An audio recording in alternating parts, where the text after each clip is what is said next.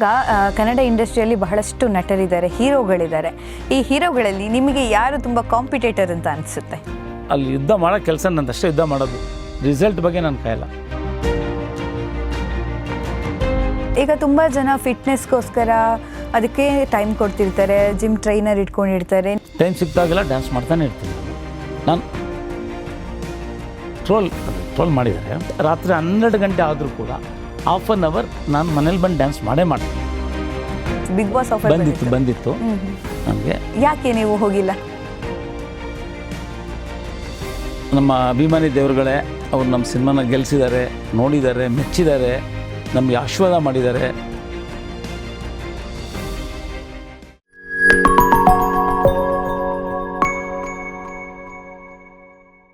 ಈಗ ಕನ್ನಡ ಇಂಡಸ್ಟ್ರಿಯಲ್ಲಿ ಬಹಳಷ್ಟು ನಟರಿದ್ದಾರೆ, ಹೀರೋಗಳಿದ್ದಾರೆ. ಈ ಹೀರೋಗಳಲ್ಲಿ ನಿಮಗೆ ಯಾರು ತುಂಬ ಕಾಂಪಿಟೇಟರ್ ಅಂತ ಅನಿಸುತ್ತೆ?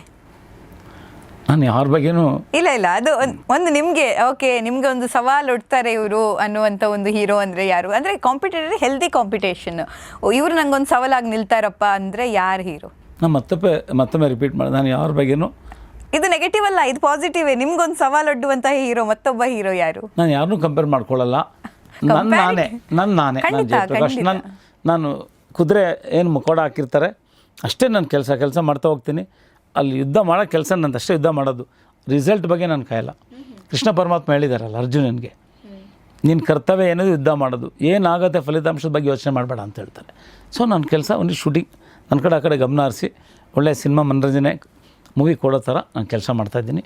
ಅದಕ್ಕೆ ಏನು ಬೇಕು ಪ್ರಿಪ್ರೇಷನ್ ಆಗ್ತಾಯಿದ್ದೆ. ಆ್ಯಕ್ಚುಲಿ ಭಗೀರಥ ನಾನು ಏನು ಪ್ರಿಪ್ರೇಷನ್ ಆಗಿರಲಿಲ್ಲ, ಬಟ್ ಈಗ ಕೆಲವು 2 ಸಿನಿಮಾಗೆ ಸ್ವಲ್ಪ ಬೇಕಾಗುತ್ತೆ ಅನಿಸ್ತಾ ಇದೆ. ಈಗ ಏನೆಲ್ಲ ಪ್ರಿಪ್ರೇಷನ್ ಅಥವಾ ಈಗ ಬೇಕು ಅಂತ ಅನಿಸಿ ಮಾಡ್ತಿದ್ದೀರಾ? ಈಗ ಜೀವದಾತ ಅನ್ನುವಂಥದ್ದು ಸ್ವಲ್ಪ ಅದು ಫಾರೆಸ್ಟ್ ಬ್ಯಾಕ್ಗ್ರೌಂಡು ಇರುವಂಥ ಮೂವಿ, ಸೊ ಹೆವಿ ಆಕ್ಷನ್ ಇದೆ ಅದು. ಅದಕ್ಕೆ ಸ್ವಲ್ಪ ಈ ಫಾರೆಸ್ಟಲ್ಲಿ ಮಾಡುವಂಥದ್ದು, ಈಗ ಹಿಂದೆ ಗಂಧದಗುಡಿ MP ಶಂಕರ್ ಅವರೆಲ್ಲ ಮಾಡಿದ್ದಾರೆ, ದೊಡ್ಡ ದೊಡ್ಡ ಸಿನಿಮಾಗಳು ಮಾಡಿದ್ದಾರೆ. ಇದರಲ್ಲಿ ಫೈಟೆಲ್ಲ ಸ್ವಲ್ಪ ಅಲ್ಲೇ ಇದೆ.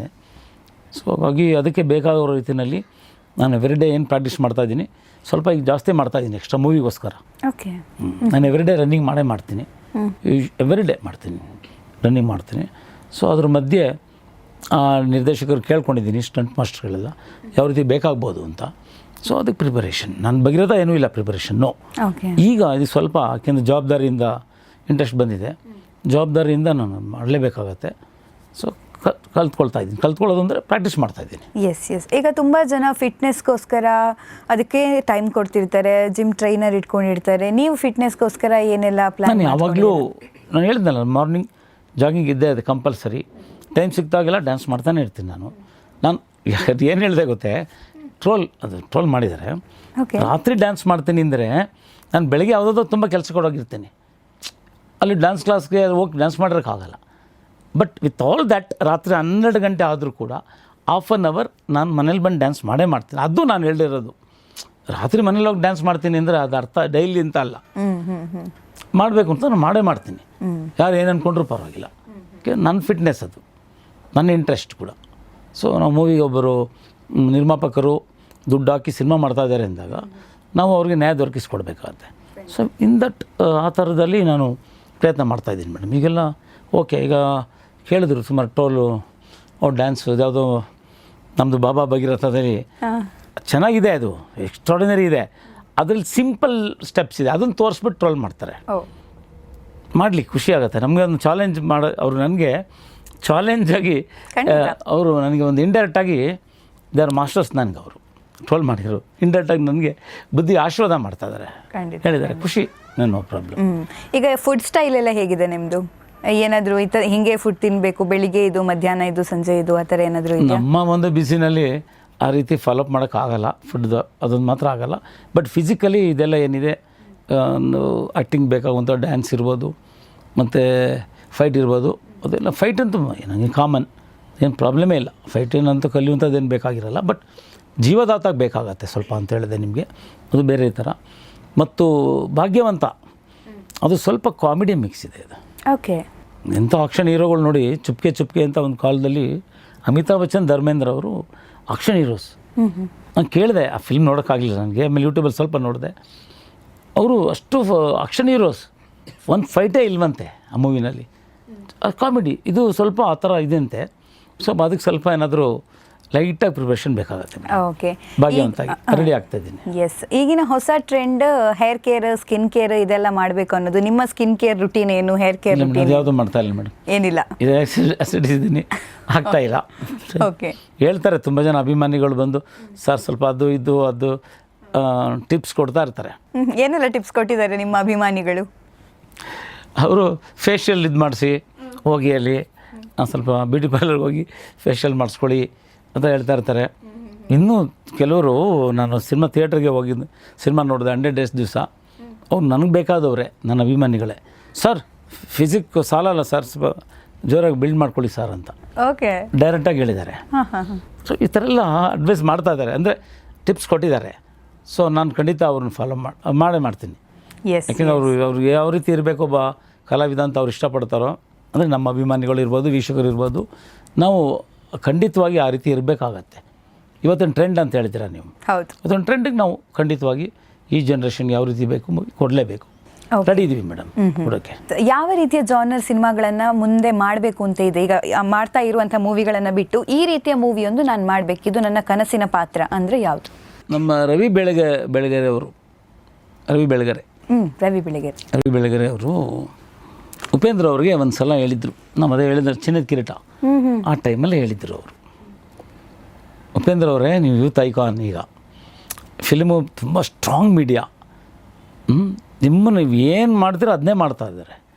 ಸೊ ನೀವು ದೇಶಭಕ್ತಿ ಇರುವಂಥ ಸಿನಿಮಾಗಳನ್ನ ಮಾಡಿ.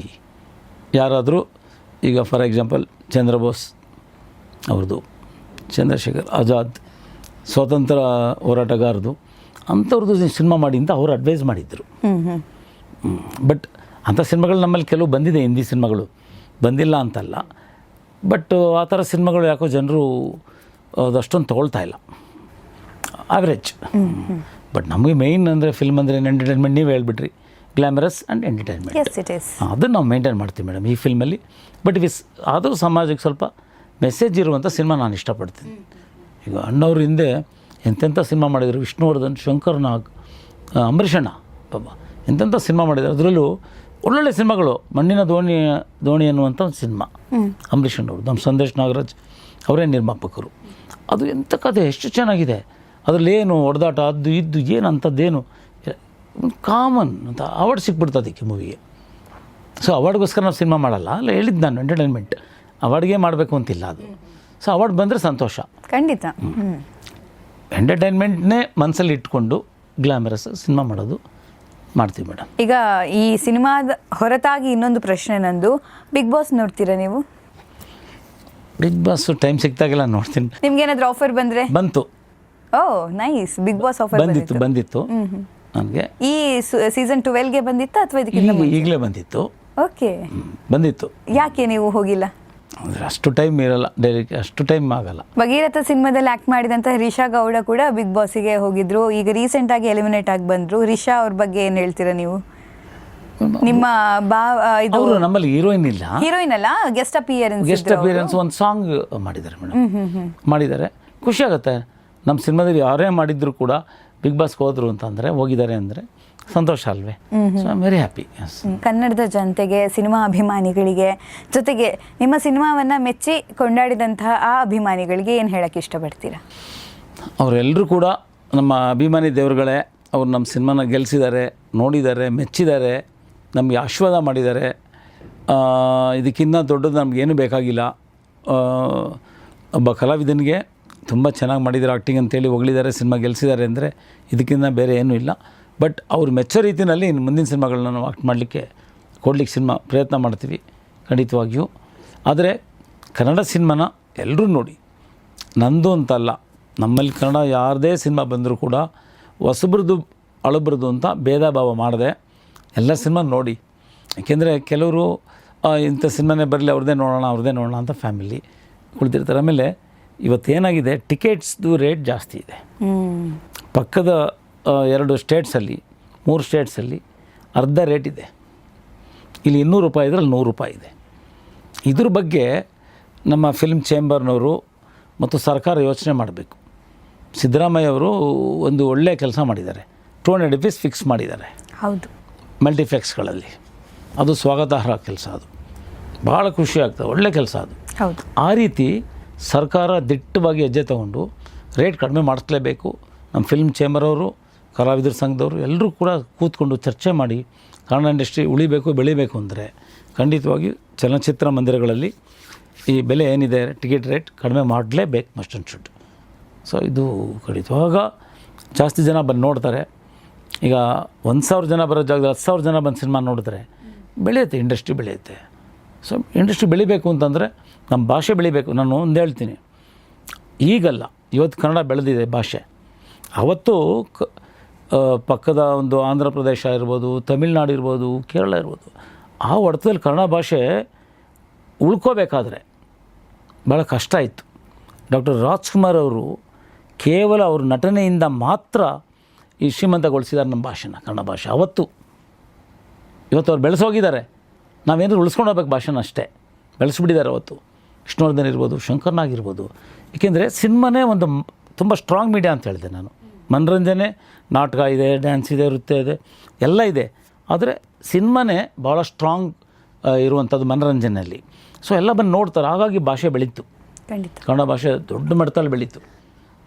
ಸುತ್ತಮುತ್ತ ಏನು ಹೈದ್ರಾಬಾದ್ ಕರ್ನಾಟಕ, ಮುಂಬೈ ಕರ್ನಾಟಕ, ಆ ಕಡೆ ಎಲ್ಲ ಕನ್ನಡ ಭಾಷೆ ಭಾಳ ತಾತ್ಸಾರ ಇತ್ತು ಆ ಕಾಲದಲ್ಲಿ. ಬೆಳೆದಿವಾಗ ಸಿನಿಮಾಯಿಂದನೂ ಕೂಡ ಭಾಷೆ ಬೆಳೆದಿದೆ ಅಂದರೆ ತಪ್ಪಾಗಲಾರ್ದು. ಸಾಹಿತ್ಯ ಕ್ಷೇತ್ರದವರು ಕೆಲಸ ಮಾಡಿದ್ದಾರೆ, ದೊಡ್ಡ ದೊಡ್ಡ ಕವಿಗಳು ಇಲ್ಲ ಅಂತ ಹೇಳಲ್ಲ. ವಿತ್ ಆಲ್ ದಟ್ ನಮ್ಮ ಏನು ನಾಯಕ ನಟರಿದ್ದರು ಎಲ್ಲರ, ರಾಜ್ಕುಮಾರ್ ಆದಿಯಾಗಿ ಕಲ್ಯಾಣ್ ಕುಮಾರ್ ಇರ್ಬೋದು, ಸೂಪರ್ ಸ್ಟಾರ್, ಅವರೆಲ್ಲ ಆ್ಯಕ್ಟಿಂಗ್ ಮಾಡಿರೋದಕ್ಕೇ ಭಾಷೆ ಬೆಳೀತಿವತ್ತು. ಇವತ್ತು ಇಡೀ ವಿಶ್ವದಲ್ಲೇ ITBT ಬೆಂಗಳೂರು ಕೇಂದ್ರ ಬಿಂದು ಇವತ್ತು. ಆ ರೀತಿ ನೋಡಿದ್ರೆ ಟೂರಿಸ್ಟ್ ಪ್ಲೇಸ್ ಮೈಸೂರು, ವಿಶ್ವವಿಖ್ಯಾತ ಜಂಬೂ ಸವಾರಿ ನಡೆಯುತ್ತೆ ಅಲ್ಲಿ, ಇಡೀ ವಿಶ್ವದ ಕಣ್ಣಿದೆ ಅದರಲ್ಲಿ ಮೈಸೂರಿನಲ್ಲಿ. ಅಂಥ ಒಂದು ರಾಜ್ಯ ಕನ್ನಡ ಭಾಷೆ. ಸೊ ವಿಶ್ವದಲ್ಲಿ ಬೆಳೀಲಿ, ದೊಡ್ಡ ಮಟ್ಟದಲ್ಲಿ ಬೆಳೀಲಿ, ಎಲ್ಲ ಇಷ್ಟಪಡಲಿ. ಈಗ ನಮ್ಮವರೆಲ್ಲ ಹೋಗ್ಬಿಟ್ಟು ಯುರೋಪಲ್ಲಿ ಫ್ರೆಂಚ್ ಲ್ಯಾಂಗ್ವೇಜ್ ಕಲಿತಾರೆ, ಹೋಗಿ ಇಲ್ಲೇ ಕಲಿತಾರೆ ನಮ್ಮವರೇ, ಫ್ರೆಂಚ್, ಸ್ಪ್ಯಾನಿಷ್ ಎಲ್ಲ. ಸೊ ಆ ಥರ ಕನ್ನಡ ಕಲೀಲಿ ಬಂದು ಬೇರೆಯವರು ಹೊರಡವರೆಲ್ಲ, ಕನ್ನಡ ಬೆಳೀಲಿ ಅಂತ ಅಷ್ಟೇ ನನ್ನ ಆಸೆ. ಅದು ಅದರಲ್ಲೂ ಚಲನಚಿತ್ರಗಳು ಚೆನ್ನಾಗಿ ಮೂಡಿ ಬಂದರೆ ಎಲ್ಲ ನೋಡ್ತಾರೆ, ಭಾಷೆ ಬೆಳೀಲಿ ಅಂತ. ಸಿನಿಮಾ ಇಂಡಸ್ಟ್ರಿ ಉಳಿಸ್ಬೇಕು. ತುಂಬ ಬೇರೆ ಜಿಲ್ಲೆ, ಬೇರೆ ಸ್ಟೇಟ್ಗಳು ಕಂಪೇರ್ ಮಾಡಿದ್ರೆ ನಮ್ಮದು ಸ್ವಲ್ಪ ಕಡಿಮೆನೇ ಇದೆ. ಬೆಳಿಬೇಕು. 16 ಸಿನಿಮಾಗಳು ಆ್ಯಾವ್ರೇಜ್ ಹೋಗಬೇಕು. ಹೌದು, ಆ್ಯಾವ್ರೇಜ್ 50 days ನಾನು ಹೇಳೋದು. ಹೊಸಬ್ರದ್ದಾಗಲಿ ಹಳಬ್ರದ್ದಾಗಲಿ 50 days ಆ್ಯಾವ್ರೇಜ್ ಹೋಗಬೇಕು. ಅದು ನನ್ನ ಒಂದು ಆಸೆ. ಭಾಷೆ ಬೆಳೀಲಿ, ಸಿನಿಮಾ ಇಂಡಸ್ಟ್ರಿ ಚೆನ್ನಾಗಿ ಬೆಳೀಲಿ. ಅದಕ್ಕೇನು ಬೇಕು ಎಲ್ಲ ಶ್ರಮ ವಹಿಸಬೇಕು ಪ್ರತಿಯೊಬ್ಬರು. ಇಲ್ಲಿ ಯಾರೂ ಜಗಳ ಮಾಡ್ಕೋಬಾರ್ದು, ಅವ್ರ ಮೇಲೆ ಇವ್ರ ಮೇಲೆ ಅವರು ಅದು ಹೇಳ್ಬಾರ್ದು. ಇಂಡಸ್ಟ್ರಿನಲ್ಲಿ ಎಲ್ಲ ಒಗ್ಗಟ್ಟಾಗಿ ಕೆಲಸ ಮಾಡಿ ನಾವು ಮಾದರಿ ಆಗಬೇಕು ಕರ್ನಾಟಕದವರು, ಚಲನಚಿತ್ರದವರು. ಹೌದು, ಅದನ್ನು ನಾನು ನೋಡಬೇಕು, ನನಗೆ ಇಷ್ಟ ಇದೆ. ಅದಕ್ಕೆ ನಾನು ಏನು ಬೇಕಾದರೂ ತ್ಯಾಗ ಮಾಡೋಕ್ಕೆ ರೆಡಿ ಇದ್ದೀನಿ. ನಾನು ಎಷ್ಟೋ ಹೋರಾಟ ಮಾಡ್ಕೊಂಡು ಬಂದಿದ್ದೀನಿ ಎಲ್ಲ ವಿಚಾರದಲ್ಲಿ. ಆ್ಯಸ್ ಎ ಸ್ಟೂಡೆಂಟ್ ಲೀಡರ್ ಇಂಡಸ್ಟ್ರಿಲೂ ಕೂಡ ಅಷ್ಟೇ ಬೆಳಿಬೇಕಲ್ವಾ ಇಂಡಸ್ಟ್ರಿ. ಹಾಗಾಗಿ ಕಲಾವಿದರು ಸ್ವಲ್ಪ ಸಮಸ್ಯೆಗಳಿರುತ್ತೆ, ಸಹ ಕಲಾವಿದರದ್ದು ಸಮಸ್ಯೆಗಳಿದೆ. ಫಿಲ್ಮ್ ಚೇಂಬರ್ ಅವ್ರ ಬಗ್ಗೆ ಗಮನ ಹರಿಸ್ಬೇಕು. ಮೊನ್ನೆ ನೋಡಿ ಎಲ್ಲ ರಿಜಿಸ್ಟ್ರಾರ್ ಅವರೆಲ್ಲ ಪಾಪ ಫಿನಾನ್ಷಿಯಲಿ ಎಲ್ಲ ಭಾಳ ಪ್ರಾಬ್ಲಮಲ್ಲಿದ್ದರು. ಅಂಥವ್ರಿಗೆಲ್ಲ ಫಂಡ್ ಎಲ್ಲ ಕಲೆಕ್ಟ್ ಮಾಡಿ ಇಟ್ಕೊಂಡಿರಬೇಕು ಮೊದಲೇ, ಅಂಥವ್ರಿಗೆಲ್ಲ ಸಹಾಯ ಮಾಡಬೇಕಾಗತ್ತೆ. ಸೊ ದುರ್ದೈವ ಈ ಥರ ಸುಮಾರು ಜನ ಅಂದರೆ ಕಲಾವಿದರಿಗೆ ಏನಾದರೂ ಸಮಸ್ಯೆ ಆದಾಗ ಸಹ ಕಲಾವಿದರು ಮಾಡಬೇಕು, ಖಂಡಿತ ಮಾಡಬೇಕು. ಯಾರೋ ಬಟ್ ಮಾಡ್ತಾರೆ, ನಮ್ಮ ಹೀರೋಗಳು ಸ್ವಲ್ಪ ದೊಡ್ಡವರು ಮಾಡ್ತಾ ಇದ್ದಾರೆ, ಮಾಡಿಲ್ಲ ಅಂತ ಹೇಳ್ತಾ ಇಲ್ಲ. ಇಂಡಸ್ಟ್ರಿ ಇದು ಫಿಲ್ಮ್ ಇಂಡಸ್ಟ್ರಿ ಅಲ್ವಾ, ಇದೊಂದು ಇಂಡಸ್ಟ್ರಿ ತಾನೇ. ಬೇರೆ ಕಾರ್ಖಾನೆಗಳ ಇಂಡಸ್ಟ್ರಿ ಇದೆ, ಅದು ಇಂಡಸ್ಟ್ರಿ ತಾನೇ. PF ಪ್ರಾವಿಡೆಂಟ್ ಫಂಡ್ ಪ್ರೊವೈಡ್ ಮಾಡಬೇಕು ಸರ್ಕಾರ. ಎಷ್ಟು ಲಕ್ಷಾಂತರ ಕೆಲಸ ಮಾಡೋರು ಇದ್ದಾರೆ, ಅವ್ರಿಗೆ ಸಿಗೋದೇ ಯಾವಾಗ ವರ್ಷಕ್ಕೆ 1 ಸಿನಿಮಾ 2 ಸಿನಿಮಾ. ಬಟ್ ಸೆಕ್ಯೂರಿಟಿ ಇರಲ್ಲ ಅನ್ನೋದೇ ಅಲ್ವಾ ಸಿನಿಮಾ ಇಂಡಸ್ಟ್ರಿಯಲ್ಲಿ. ಅದೇ ಹೇಳ್ತಾ ಇರೋದು. ಅದಕ್ಕೋಸ್ಕರನೇ ಸಿನಿಮಾ ಇದು ಕೂಡ ಇಂಡಸ್ಟ್ರಿನೇ. ಇದಕ್ಕೆ ಏನು ಬೇಕು, ಸರ್ಕಾರ ಒಳ್ಳೆಯ ಒಂದು ರೀತಿಯಲ್ಲಿ ಯೋಜನೆಗಳನ್ನ ರೂಪಿಸಬೇಕಾಗತ್ತೆ, ಪ್ಯಾಕೇಜ್ ಥರ ಮಾಡಬೇಕಾಗತ್ತೆ. ಈಗ ಲಕ್ಷಾಂತರ ಜನ ಇದನ್ನೇ ನಂಬ್ಕೊಂಡಿದ್ದಾರೆ ಪಾಪ. ಅವ್ರಿಗೆ ವರ್ಷಕ್ಕೆ 1 ಸಿನಿಮಾ 2 ಸಿನಿಮಾ ಸಿಗ್ಬೋದು ಅಷ್ಟೇ. ಈಗ ಲೈಟ್ ಬಾಯ್ ಇರ್ಬೋದು, ಯಾರಾದರೂ ಇರಲಿ, ಅವ್ರ ಜೀವನ ನಡಿಬೇಕು, ಅವ್ರ ಫ್ಯಾಮಿಲಿ ನಡಿಬೇಕು. ನಿಮ್ಗೆ ಗೊತ್ತಾ, 1 ಸಿನಿಮಾ ಬಿಡುಗಡೆ ಆದರೆ ಅದು ಸಿನಿಮಾ 1 ವಾರ ಓಡುತ್ತೋ 15 ದಿವಸ ಓಡುತ್ತೋ, ಕೊನೆ ಪಕ್ಷ 100 ಫ್ಯಾಮಿಲಿಯ ಡೈರೆಕ್ಟ್ಲಿ ಆರ್ ಇಂಡೈರೆಕ್ಟ್ಲಿ ಅವ್ರ ಫ್ಯಾಮಿಲಿ ನಡೆದಿರುತ್ತೆ, ಊಟ ಮಾಡಿರ್ತಾರೆ ಎಲ್ಲ. ಸೊ ಇದನ್ನು ಅರ್ಥ ಮಾಡ್ಕೋಬೇಕು ಎಲ್ಲರೂ. ಸಿನಿಮಾನು ಕೂಡ ದೊಡ್ಡ ಇಂಡಸ್ಟ್ರಿನೇ. ಎಷ್ಟು ಟ್ಯಾಕ್ಸ್ ಬರ್ತಾ ಇದೆ ಇವತ್ತು ಸರ್ಕಾರಕ್ಕೆ? ಬರೀ ಲಿಕ್ಕರ್ ಅಂತ ಹೇಳ್ತಾರಲ್ಲ, ಸಿನಿಮಾ ಇಂಡಸ್ಟ್ರಿಯಿಂದ ಎಷ್ಟು ಬರ್ತಾ ಇದೆ? ಯಾವುದೇ ಭಾಷೆ ಆಗಿರಲಿ ಸರ್ಕಾರಕ್ಕೆ ಬರ್ತಾ ಇಲ್ವಾ? ಸೊ ಹಾಗಾಗಿ ಸರ್ಕಾರದಲ್ಲಿ ಇರೋರು ಎಲ್ಲರೂ ಕೂಡ ಗಮನ ಹರಿಸ್ಲಿ, ಸಿನಿಮಾ ಇಂಡಸ್ಟ್ರಿ ಬೆಳೆಸ್ಲಿಕ್ಕೆ ಅವರು ಮನಸ್ಸು ಮಾಡಲಿ. ಈಗ ಸಿದ್ದರಾಮಯ್ಯವ್ರು ಮೊನ್ನೆ ಅವರು ಲಾಸ್ಟ್ ಟೈಮ್ ಮುಖ್ಯಮಂತ್ರಿ ಆದಾಗ ಅವರು ಫಿಲ್ಮ್ ಸಿಟಿ ಮೈಸೂರಲ್ಲಿ ಡಿಕ್ಲೇರ್ ಮಾಡಿದರು. ಸೊ ನೋಡ್ಕೋತಾ ಇದ್ದಾರೆ ಈಗ, ಅಲ್ಲ ಆರಾಮಾಗಿದೆ ಕೆಲಸ, ಮತ್ತು ಮುಖ್ಯಮಂತ್ರಿ ಕೆಲಸ ಮಾಡ್ತಾಯಿದ್ದಾರೆ, ಶುರು ಮಾಡಿಸಿದ್ದಾರೆ. ಅದು ಒಂದು ಸ್ವಾಗತಾರ್ಹ, ಒಳ್ಳೆಯ ಕೆಲಸ ಮಾಡಿ ಶ್ಲಾಘನೀಯವಾದಂಥ ಕೆಲಸ. ಅಲ್ಲಿ ಒಂದು ಫಿಲ್ಮ್ ಸಿಟಿ ಶುರು ಆದರೆ ಹೆಚ್ಚು ಕಡಿಮೆ ಮಿನಿಮಮ್ 10 ಲಕ್ಷ ಜನರಿಗೆ ಡೈರೆಕ್ಟ್ಲಿ ಆರ್ ಇಂಡೈರೆಕ್ಟ್ಲಿ ಎಲ್ಲರೂ ಬ್ಯುಸಿ ಆಗ್ತಾರೆ, ಕೆಲಸ ಸಿಗುತ್ತೆ, ಉದ್ಯೋಗಿಗಳಾಗ್ತಾರೆ. ಸೊ ಆ ರೀತಿ ಫಿಲ್ಮ್ ಸಿಟಿ ಮಾಡೋದು ಮತ್ತು ಇಂಡಸ್ಟ್ರಿ ಬೆಳೆಸಬೇಕು ಅಂತ ಅಷ್ಟೇ, ನಾನು ಇನ್ನೇನಿಲ್ಲ. ಹಾಗಾಗಿ ಸೊ ಇಷ್ಟು ಹೇಳ್ಬೋದು. ಮತ್ತೆ ಏನಾದರೂ ಇದ್ದರೆ ತಾವು ಕೇಳಿ. ಸಿನಿಮಾ ವಿಚಾರ ಅಂತಲೇ ಹೇಳ್ತೀನಿ, ನೀವು ಆದಷ್ಟು ಔಟ್ ಆಫ್ ಸಿನಿಮಾನೇ ಹೋಗಿದ್ದೀರಾ ಜಾಸ್ತಿ. ಎಸ್ ಖಂಡಿತವಾಗ್ಲೂ ಈ ಸಿನಿಮಾದ ಬಗ್ಗೆನೇ ನನಗೆ ಮಾತಾಡೋದು. ಜಯಪ್ರಕಾಶ್ ಯಾರು ಅಂದಿದ್ದಕ್ಕೆ ಇಷ್ಟೆಲ್ಲ ಆಯಿತು ಅಲ್ವಾ. ಕನ್ನಡ ಸಿನಿಮಾಗಳು ಇನ್ನೂ ಬೆಳೀಲಿ ಉಳಿಲಿ ಅನ್ನೋದು ನಿಮ್ಮ ಆಶಯ. ಇದರ ಬಗ್ಗೆ ಬಹಳಷ್ಟು ಖುಷಿ ಇದೆ. ಹೀಗೆ ನಿಮ್ಮ ಮುಂದಿನ ಜರ್ನಿ ಕೂಡ ಸಾಗಲಿ, ಹೀರೋ ಆಗಿ ಮತ್ತಷ್ಟು ಸಿನಿಮಾಗಳು ಯಶಸ್ಸು ಕಾಣಲಿ. ಜೊತೆಗೆ ಈ ಮಾದರಿ ಇದೆಯಲ್ಲ, ನಿಮ್ಮ ಸಮಾಜ ಸೇವೆ ಕಾರ್ಯಗಳಿದೆಲ್ಲವೂ ಕೂಡ ಯಶಸ್ಸು ಕಾಣಲಿ. ಯಾಕಂದರೆ ಆ ಒಂದು ಮನಸ್ಸಿದೆಯಲ್ಲ, ಕೆಲಸ ಉದ್ಯೋಗ ಸೃಷ್ಟಿ ಮಾಡಬೇಕು ಅನ್ನುವಂಥ ಮನಸ್ಸು, ಅದು ಬಹಳಷ್ಟು ಶ್ಲಾಘನೀಯ. ಬಹಳಷ್ಟು ಖುಷಿ ಆಯಿತು ನಿಮ್ಮ ಜೊತೆ ಮಾತಾಡಿ. Thank you so much.